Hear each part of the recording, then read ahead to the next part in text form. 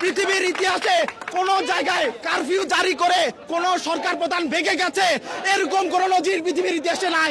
এটা বাংলাদেশে হয়েছে। শেখ হাসিনা ভীতু বলে রাতের আধারে প্রোটেকশন পালিয়ে গেছে। আমি আবারও আজকে আমাদের এখানে আমরা ইউনাইটেড নেশনের সামনে প্রতিবাদ করার জন্য একসাথে হয়েছি। আপনি যদি আজকে বাংলাদেশের ইতিহাসের দিকে তাকান, বাংলাদেশের ইতিহাসে যত ধরনের আন্দোলন সংগ্রাম আমরা দেখছি এখন পর্যন্ত বা ভবিষ্যতে দেখব, তার সবগুলোতে কোনোটাইতেই 100 জনের বেশি মারা যায় না। আজকে আমার দেশে আমার সমাজের অনেকেই মারা গেছে। আমার ভাই আজকে 48 ঘন্টা থেকে নিখোঁজ। আমার দেশের ইন্টারনেট কল সার্ভিস সব স্টপ করে দেওয়া হয়েছে, কিন্তু এখন পর্যন্ত বাংলাদেশের মেইন স্ট্রিম মিডিয়াগুলো চুপ করে গেছে। তারা আজকে অন্ধ হয়ে গেছে। আজকে এত মানুষ মরে যাওয়ার পরও তারা চুপ করে বসে আছে। আমি সেনাবাহিনীকে বলতে চাই, আপনারা আমাদের অহংকার, আপনারা আমাদের সম্পদ, আপনারা আমার ভাইয়ের বুকের উপরে গুলি চালানোর চেষ্টা করবেন না।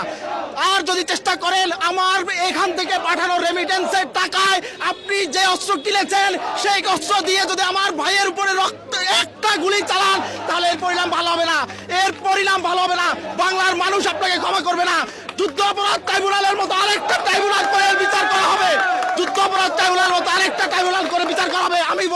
আপনারা আমাদের সম্পদ, আপনারা আমাদের অহংকার, সেনাবাহিনী আমাদের অহংকার। কেউ কোনোদিন কোনো ট্যাঙ্ক থেকে কোনো গুলি চলবে না। আমি আবারও বলতে চাই, আমার ভাই নিখোঁজ। আমি জানি না আমার টাকায় দেশ চলে, আমার টাকায় আপনি ব্রিজ করেন, আমার টাকায় সব করেন। আর আজকে আমি প্রবাসী ভাইদেরকে অনুরোধ করব, ভাই কিছুদিনের জন্য টাকা পাঠানো, ডলার পাঠানো বন্ধ করে দেন। এই সরকার নামতে বাধ্য।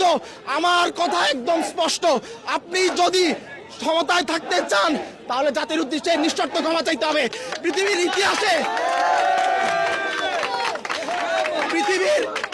ইতিহাসে কোন জায়গায় কারফিউ জারি করে কোন সরকার প্রধান ভেঙে গেছে এরকম কোন নজির পৃথিবীর ইতিহাসে নাই।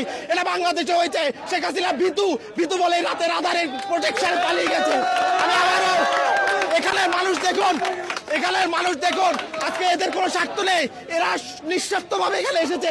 এরা কোনোদিন বাংলাদেশের প্রেসিডেন্ট প্রার্থী হবে না, কোনোদিন প্রধানমন্ত্রী প্রার্থী হবে না, কিন্তু এরা এখানে এসেছে মাত্র তার ভাইয়ের বুকে গুলি চলছে। আর সবচেয়ে বড় কথা হচ্ছে ছাত্রলীগ, তারা পুরুষত্ব হারিয়ে ফেলেছে। তাদের পুরুষত্ব হারিয়ে গেছে। তাদের ডিএনএ টেস্ট করা দরকার। যদি পুরুষ হতো তাহলে একটা নারীর উপরে এভাবে ঝাঁপিয়ে পড়তে পারত না। এরা পুরুষ না, এরা পুরুষ নামের কলঙ্ক, এরা হিজড়া।